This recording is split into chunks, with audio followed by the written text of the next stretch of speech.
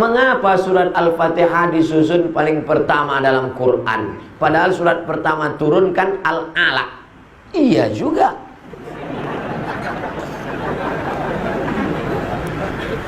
Di Medan nih kita kalau tanya jawab cerdas pertanyaannya.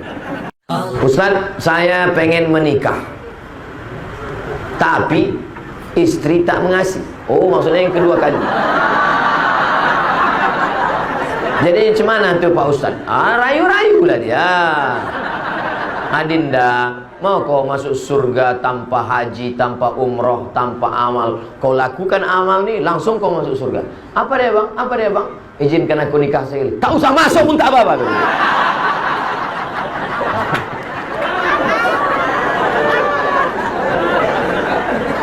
Itu dia tadi bukan nanya, dia mancing-mancing aja.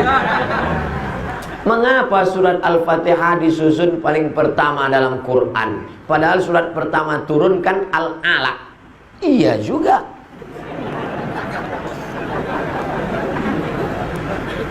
Di Medan nih kita kalau tanya jawab cerdas pertanyaannya.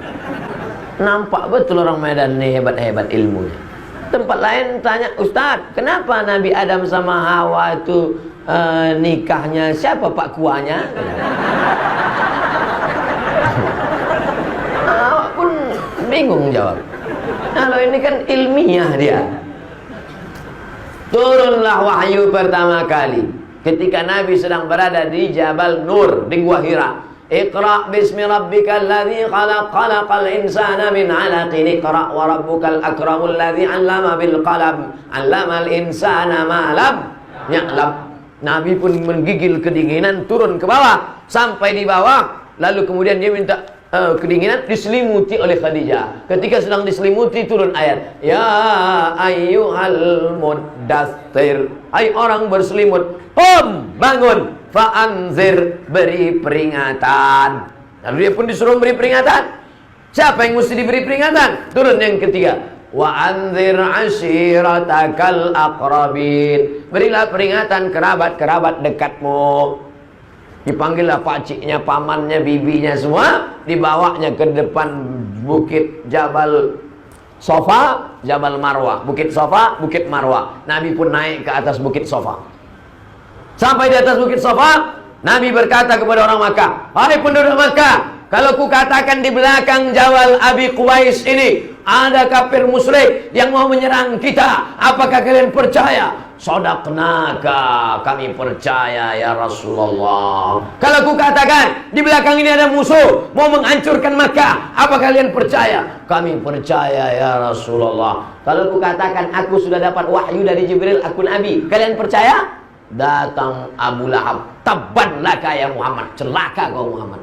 Turun ayat, tabbat yada abi lahabi wa tabba ma aghna anhu maluhu wa ma kasaba sayasla naran dzata lahab wa imra'atuhu hammalatal hatab. Jadi kalau begitu susunan Al-Qur'an, yang pertama Iqra, yang kedua ya ayyuhal muddatsir, yang ketiga wa anzir ashiratakal aqrabin, yang keempat tabbat yada abil habil wa tab. Pas kita buka Quran sekarang di Medan, yang pertama Al-Fatihah, yang kedua Alif Lam Mim. Jadi Quran mana Quran Medan nih? Quran yang ada di Lauhil Mahfuz, fi Lauhil Mahfuz, yang ada di Lauhil Mahfuz itu susunannya pas macam susunan yang ada di Medan. Al-Fatihah, Al-Baqarah, Ali Imran, An-Nisa, Al-Maidah. Susunannya pas. Lalu kemudian turun ke tempat transit namanya Baitul Izzah. Turun di tempat Baitul Izzah, berhenti dia di Baitul Izzah. Lalu dari Baitul Izzah turun ke Nabi. Itulah yang menurut susunan secara historikal, secara sejarah tadi. Datang Jibril membawa Iqra, datang Jibril membawa ya ayyuhal muddatsir, datang Jibril membawa wa ashiratakal aqrabin, datang Jibril membawa tabbat yada. Datang orang bertanya tentang haid, turun ayat haid, yas'alunaka 'anil mahid qul huwa adza. Datang orang bertanya tentang sedekah, yas'alunaka 'anil madza yunfiqun. Bertanya mereka tentang khamar, yas'alunaka 'anil khamri wal maisir. Lalu kemudian menjelang Nabi meninggal dunia, disusun lagi Al-Quran itu persis seperti susunan yang ada di Lauhil Mahfuz. Makanya mukjizat Al-Quran diantaranya adalah mukjizat cara turunnya. Turun acak 22 tahun 2 bulan 22 hari, 22 tahun 2 bulan 22 hari. Susunnya acak kadut kacau balau, tapi bisa disusun ulang sebelum Nabi meninggal persis seperti susunan yang ada di Lauhil Mahfuz. Jelas? Jadi Pak Ustaz, sebelum Nabi meninggal Quran itu sudah tersusun macam yang sekarang. Ya, macam sekarang. Tapi ada di kepala sahabat. Sudah macam ada sekarang. Al-Fatihah, Al-Baqarah, Ali Imran, An-Nisa, Al-Maidah sampai An-Nas. Tapi tak ada wujudnya zahir. Adanya di kepala mereka. Dalam bentuk apa? Dalam bentuk Quran digital. Main klik-klik aja. Klik Al-Baqarah muncul, klik tiba-tiba yang di dalam kepalanya klik-klik tadi meninggal. Gara-gara memerangi Nabi palsu. Namanya Musailamah Al-Kadzab. Nama kampungnya Yamamah. Dibuatnya surat palsu. Wal fil wa ma adraka mal fil lahu zailun tawil. Demi gajah, tahukah kamu apa gajah itu? Ekornya panjang. Datang Abu Bakar Siddiq, perang. Maka diperanginya lah si Nabi palsu tadi. Meninggal 70 orang penghafal Quran. Datanglah Umar bin Khattab menjumpai Abu Bakar. Wahai Abu Bakar, ya ini Quran nampaknya harus kita bukukan jadi satu buku. Karena Quran yang ada di kepala tadi udah banyak penghafalnya yang meninggal. Apa hikmah dari sini? Bahwa tentara-tentara zaman Abu Bakar itu adalah para penghafal Quran.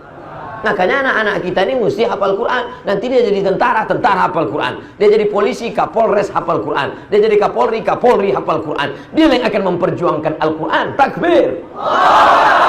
Nah, lalu kemudian setelah itu kata Abu Bakar, aku tak mau membukukan Quran karena Nabi tak pernah menyuruh, Nabi tak pernah membuat. Maka kalau tak dibuat Nabi adalah bid'ah, wa kullu bid'atin dhalalah wa kullu dhalalatin finnar.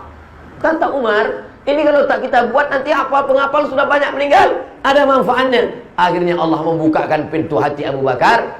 Lalu ditusunlah tim. Diambillah Quran-Quran yang tertulis di pelepah korma, di tulang onta, di batu lepes. Akhirnya jadilah satu Quran tertulis. Tapi sudah ada di kepala para sahabat mutawatir. Kalau satu orang gharib, kalau dua orang aziz, kalau tiga orang masyhur. Tapi kalau menghafal banyak orang, hafalannya sama, namanya mutawatir. Besok katanya ada pengajian Ustaz Somad ya? Ya. Jadi tak? Ini udah mutawatir ini. Nah, itu artinya udah viral. Nama saya Fitri. Bolehkah saya ungkapkan perasaan saya kepada laki-laki? Bolehkah saya mengungkapkan perasaan saya kepada laki-laki yang saya cintai? Ya kalau jadi, kalau tak jadi. Tidak ada hubungan laki-laki dan perempuan. Itu mesti digarisbawahi. Tidak ada hubungan laki-laki dengan perempuan. Alah, kami sekantor aja Pak Ustadz, udah macam abang saya, udah macam adik saya, udah macam pakcik saya. Berawal dari macam, berakhir dengan macam-macam. Jadi kalau kalian suka pada perempuan, bukan kalian langsung ngomong sama dia, tapi kalian cari walinya. Begitu juga dengan kalian wahai perempuan, bukan kau langsung ngomong ke laki-laki itu, tapi ada wali. Wali itulah nanti ngomong. Apakah langsung Khadijah berkata kepada Nabi Muhammad SAW? Tidak. Di pesan itu dipesankan. Bolehkah seorang wali mengatakan kepada laki-laki, aku ingin kau menjadi menantuku? Boleh. Boleh. Kenapa? Karena niat baik mesti disampaikan. Orang-orang baik. Ini banyaknya anak-anak muda yang laki-laki yang soleh-soleh yang baik-baik. Kan kasihan kalau dia sampai nikah sama BCL, bini celaka. Mesti harus dapatnya juga yang baik-baik. Oleh sebab itu maka tidak ada hubungan laki-laki dengan perempuan. Kalian kalau suka, sampaikan kepada walinya. Wali perempuan itu ada 6. Wali perempuan ada 6. Ayah, kakek, abang, adik, abang ayah, adik ayah. Mereka ini yang bicara. Anakku, iya ya, itu ada orang bertamu di luar mau menengok kau. Kalau dia setuju, diam. Karena dalam hadis dikatakan suku alamatur ridha. As-sukun alamatur ridha. Diamnya anak gadis itu tanda dia suka. Itu ada anak mau nikah sama diam. Itu kan anak suka. Anak gadis zaman dulu. Zaman sekarang mau jawab iya aja atau iya banget ya. Nah, begitu juga wali tadi. Nampaknya anak gadisnya itu selalu menengok video qori ada dari Medan. A'udzubillahi minasyaitonirrajim. Bismillahirrahmanirrahim. Tengoknya, oh nampaknya anakku ini suka sama qori ini. Didatanginya qori itu. Nah, besok kau datang ke rumahku ya. Kebetulan aku ada anak gadis, kau tengok dulu. Kalau kau suka kita lanjutkan. Tapi kalau kau tak suka jangan kau ceritakan orang lain. Kau pancung kepala kau nanti. Yalah pak, yalah pak.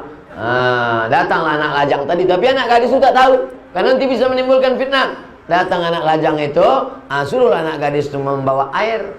Dibawakannya lah air. Pas dia bawa air itu kau tengok lah.